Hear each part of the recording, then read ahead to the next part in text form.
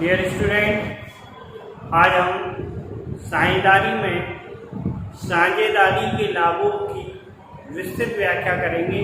साझेदारी के जैसे कि हमने आपको साझेदारी बताया था, दो या दो से अधिक व्यक्ति मिलकर आपसी सहयोग के आधार पर लाभ कमाने के उद्देश्य से साझेदारी का व्यापार करते हैं। उनका जो भी लाभ होता है उसे आपस में बांट लेते हैं। इस प्रकार का किया गया व्यापार साझेदारी व्यापार कहलाता है। अब इस साझेदारी व्यापार में क्या क्या लाभ हैं, तो इस चीज़ को समझते हैं कि साझेदारी से हमें कौन कौन सी लाभ होते हैं।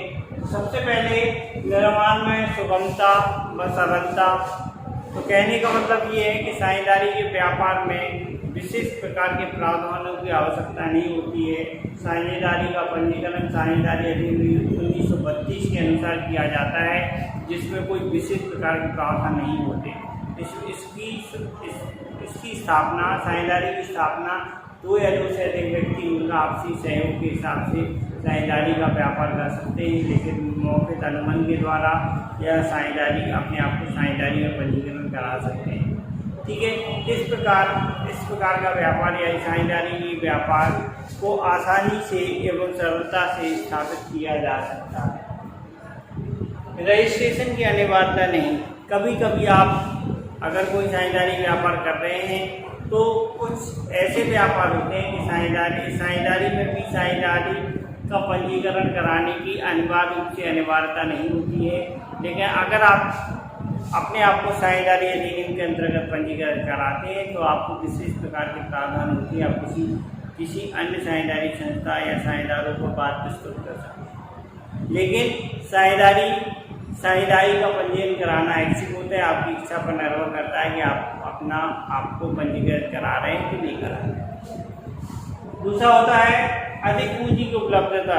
जब दो या दो से अधिक व्यक्ति मिलकर आपसी सहयोग अपनी पूंजी लगाकर व्यापार चालू करते हैं तो साझेदारी व्यापार में अधिक पूंजी उपलब्ध हो जाती है, जिसको वो सही तरीके से अपने बड़े व्यापार को बड़े स्तर पर चलाने के लिए उसे प्रयोग कर सकते हैं। तो साझेदारी में अधिक पूंजी की उपलब्धता हो जाती है, क्योंकि उसमें दो या दो से अधिक साझेदार मिलते हैं जो सभी लोग पूंजी लगाकर व्यापार करते हैं।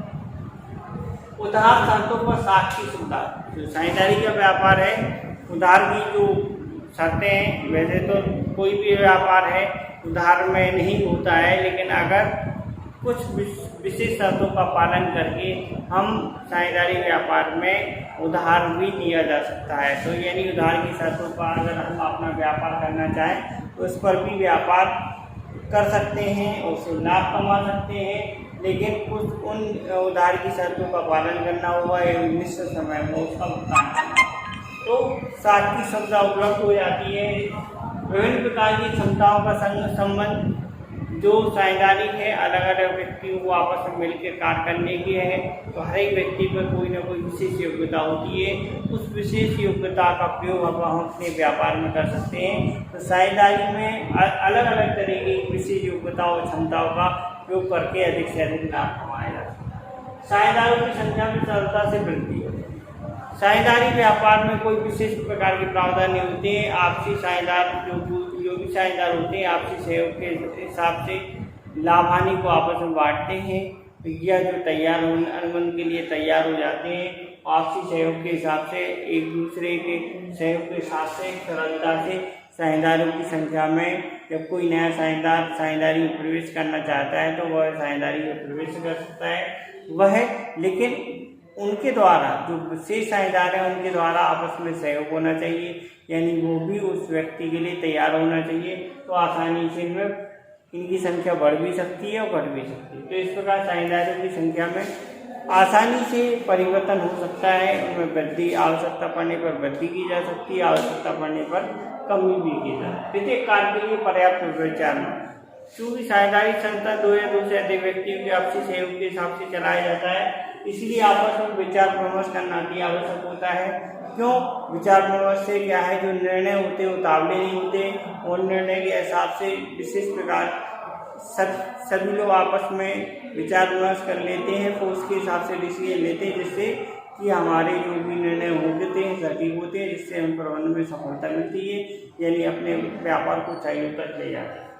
असीमित दायित्व, जो हमारे साझेदारी व्यापार है, दो या दो से अधिक व्यक्ति आपस में मिलते हैं, सभी का असीमित दायित्व होता है। अगर कोई साझेदारी फर्म को हानि होती है तो जो भी हानि होगी या जो भी दायित्व उत्पन्न होगा वह दायित्व जितने भी साझेदारी फर्म हैं उन सभी पर पर्याप्त रूप से निर्भर होगा। यानी जो भी दायित्व उत्पन्न होगा उस दायित्व को सभी साझेदार आपस में बांट लेंगे, जिससे जो असीमित दायित्व से ये हो रहता है कि जो भी हानि होगी उसका बंटवारा आपस में हो जाएगा, यानी उनको कम से कम उस दायित्व को वहन करना होगा। तो साझेदारी में असीमित दायित्व की एक लाभदायक संतुलित निर्णय, जब साझेदारी आपसी सहयोग के हिसाब से किए जाते हैं कि जो भी निर्णय लिए जाते हैं संतुलित लिए जाते हैं, उन पर पर्याप्त विचार विमर्श करके लिए जाते हैं, जिससे कि हमारे मुताबिक निर्णय नहीं होते, अपने व्यापार में सफलता हासिल कर पाते हैं।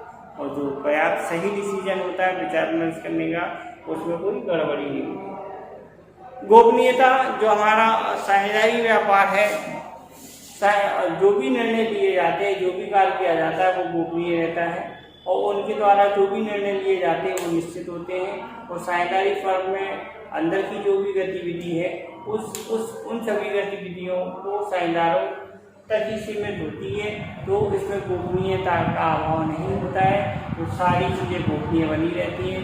तो साझेदारी एक अच्छा गोपनीयता का अच्छी व्यवस्था है, जिसमें जितने भी निर्णय लिए जाते हैं साझेदारों के द्वारा वो सभी साझेदारों तक ही सीमित होती है।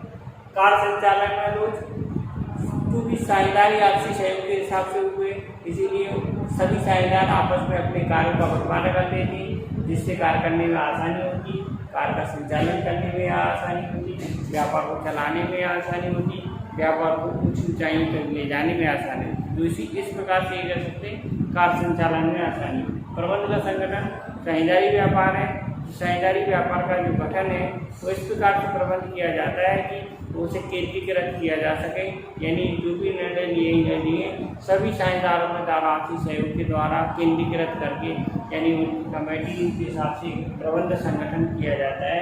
तो सभी के सहयोग से प्रबंध संगठन एक सकेंद्रीय रूप में किया जाता है।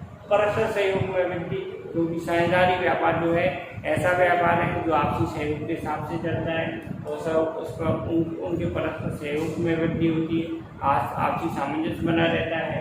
आपसी सामंजस्य बढ़ने से उनके परस्पर सहयोग में वृद्धि, जिससे कि साझेदारी एकता का प्रतीक माना है। विशेषज्ञ के साझेदार के द्वारा देखें, जो भी हमारा व्यापार है उसमें साझेदार जो भी साझेदार शामिल होते हैं वो किसी न किसी विशेष रूप के लिए स्थापित होते हैं या किसी न किसी एक क्षेत्र में विशेषज्ञ होते हैं।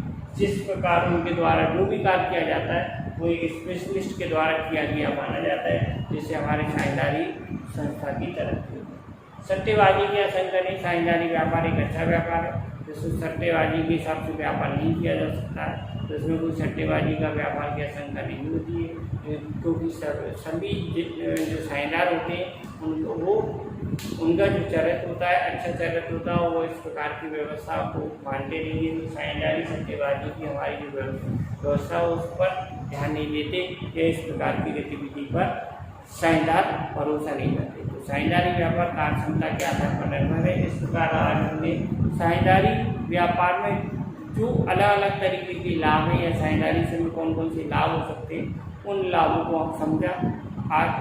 आगे हम साझेदारी की हानि या दोषों को समझेंगे।